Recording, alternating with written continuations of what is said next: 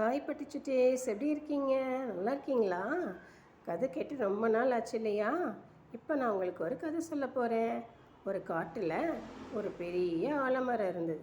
அந்த ஆலமரத்தில் நிறைய பறவைகள், கிளிகள் எல்லாம் வந்து கூடு கட்டி தன்னோட குடும்பத்தோட சந்தோஷமாக வாழ்ந்துக்கிட்டு இருந்துச்சு. அப்படி இருக்கும்போது நாளாக நாளாக அந்த மரத்தில் நிறையா கனிகள், காய்கள்லாம் நிறைய பழங்கள் எல்லாம் அந்த குழந்தைகளுக்கு, பறவையோட குஞ்சுகளுக்கு தேவையானது எல்லாம் நல்லா கிடச்சிது. கொஞ்ச நாள் ஆனோன்னா அந்த மரத்துக்கு வயசாகிடுச்சு. அதனால் அது என்ன ஆகுது, இலையெல்லாம் விழுந்து பழுத்து போய் ஒரு மாதிரி டல்லாக ஆயிடுச்சு. அதனால் மற்ற பறவைகளெல்லாம் என்ன பண்ணுச்சு, சரி இனிமேல் இந்த மரத்தில் நம்மளால் இருக்க முடியாது அப்படின்ட்டு வேறு மரத்தை தேடி வேறு காட்டுக்கு போயிடுச்சு.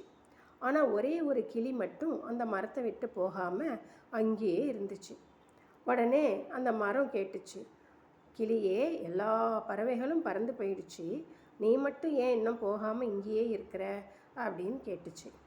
அதுக்கு அந்த கிளி சொல்லிச்சு, நான் வாழ்ந்ததெல்லாம் இங்கே தான், நான் பிறந்தது இங்கேருந்து, என்னோடய குஞ்சுகளை வளர்த்தது, அதுங்களுக்கு உணவு கொண்டு வந்து கொடுத்தது, பாதுகாப்பான ஒரு கூடு கட்டினது எல்லாமே இந்த மரத்தில் தான்.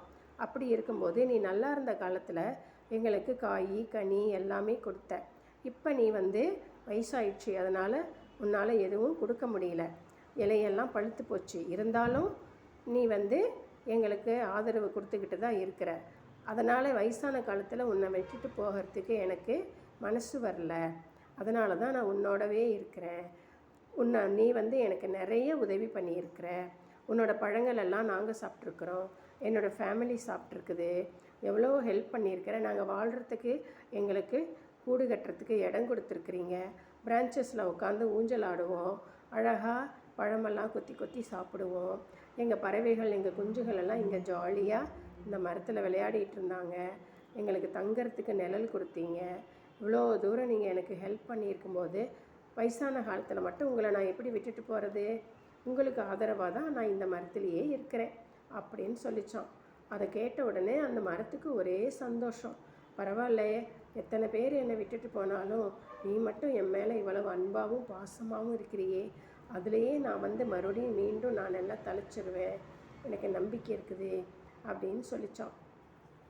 அதை கேட்டோன்னே கிளிக்கும் ரொம்ப சந்தோஷமாக இருந்ததான்.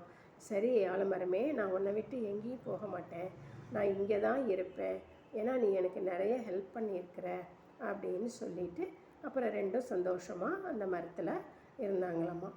இந்த கதையிலேருந்து சுட்டீஸ் உங்களுக்கு என்ன புரியுது?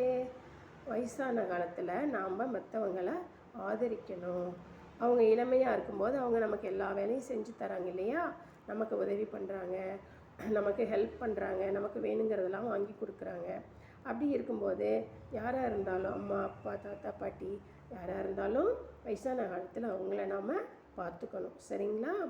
ஓகே, இந்த கதை பிடிச்சிருந்தா லைக் பண்ணுங்கள், ஷேர் பண்ணுங்கள், மறக்காமல் பெல் பட்டனை ப்ரெஸ் பண்ணுங்கள். நன்றி. வாழ்க வளமுடன்.